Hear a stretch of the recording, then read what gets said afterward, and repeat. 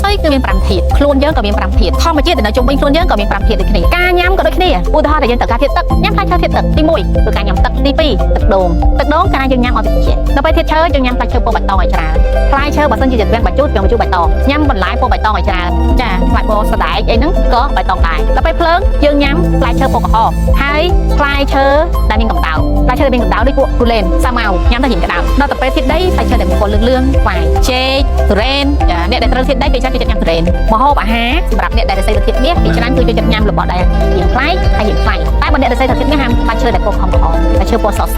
អីហ្នឹងគឺត្រូវហើយពណ៌ប្រផេះចេញមកគឺត្រូវហើយងាយជាងគេឬមួយក៏ផ្លែឈើដែលប្រភេទជាតិដែកដែល support ជាតិដែកច្រើនអញ្ចឹងសម្រាប់ផ្លែឈើការញ៉ាំម្ហូបដូចគ្នាម្ហូបដែលយើងចម្អិនដូចគ្នាបើយើងទៅតាមធាតុឈើយើងរសេទៅធាតុឈើយើងញ៉ាំមកពេលពួកបន្លែឆាបន្លែច្រើនប៉ុន្តែមិនមែនបានន័យថាដល់ពេលយើងអត់ត្រូវមួយធាតុឈើយើងហ៊ានញ៉ាំបន្លែគេឲ្យញ៉ាំប៉ុន្តែគេឲ្យភាព balance មនុស្សយើងរស់នៅ